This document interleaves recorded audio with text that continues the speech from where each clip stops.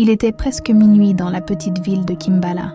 Les rues étaient vides, les lampadaires clignotaient faiblement et un vent froid soufflait entre les maisons. Les habitants dormaient profondément, sauf Kadiro, un taximan de 36 ans, connu pour son courage et sa gentillesse. Il travaillait tard, très tard, pour nourrir sa femme et ses 2 enfants. Cette nuit-là, il roulait encore, fatigué, mais décidé à faire une dernière course avant de rentrer. Son taxi jaune, un vieux Toyota Corolla, vrombissait doucement sur la route humide. Il alluma la radio. Une voix parlait du jour de la Toussaint, la fête des morts. Kadiro soupira. Ces histoires de morts, là, les gens aiment se faire peur pour rien. Mais il ne savait pas que la peur allait bientôt monter à bord de sa voiture.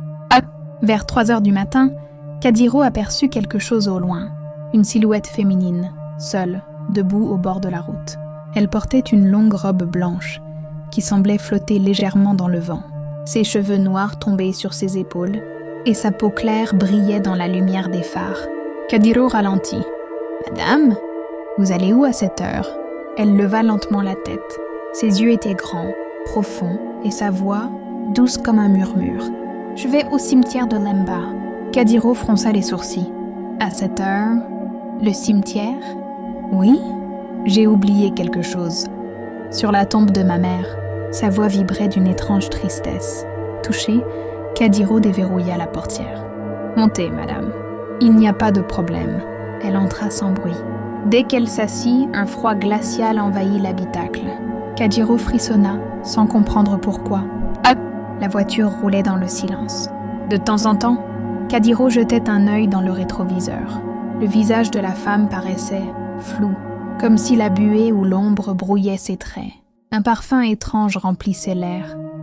Un mélange de fleurs fanées et de terre humide. « C'est quoi ce parfum ?» demanda-t-il, un peu mal à l'aise. « C'est celui des morts heureux ?» répondit-elle doucement sans même le regarder. Kadiro sentit son cœur se serrer. Mais il continua à conduire, fixant la route sombre et sinueuse. Soudain, la femme posa une main glacée sur son épaule. « Vous êtes un homme bon, Kadiro. » Il sursauta. « Comment vous connaissez mon nom ?»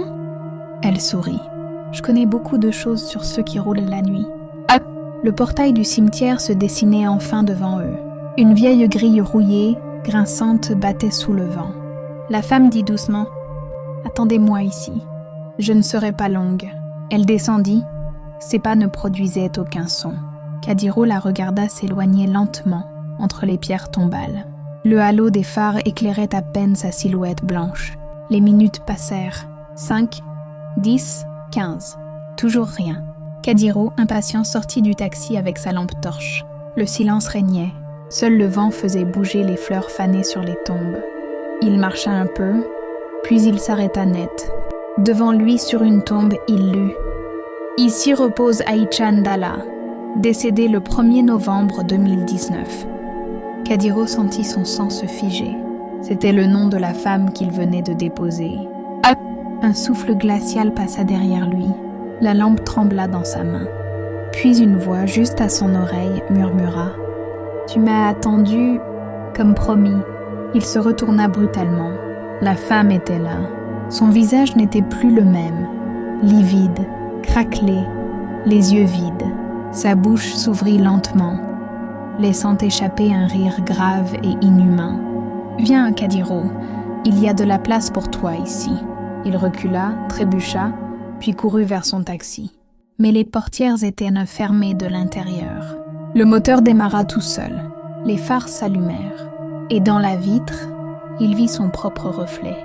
Assis à côté de la femme en blanc, il hurla. Le matin, des passants découvrirent le taxi abandonné devant le cimetière. Le moteur tournait encore. Sur le siège arrière, un bouquet de fleurs fraîches et une photo de Kadiro posée sur une tombe.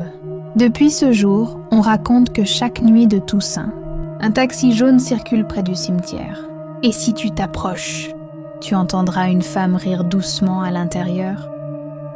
Quand tu conduis la nuit, ne ramasse jamais une femme seule en blanc, car certaines beautés viennent de l'autre côté.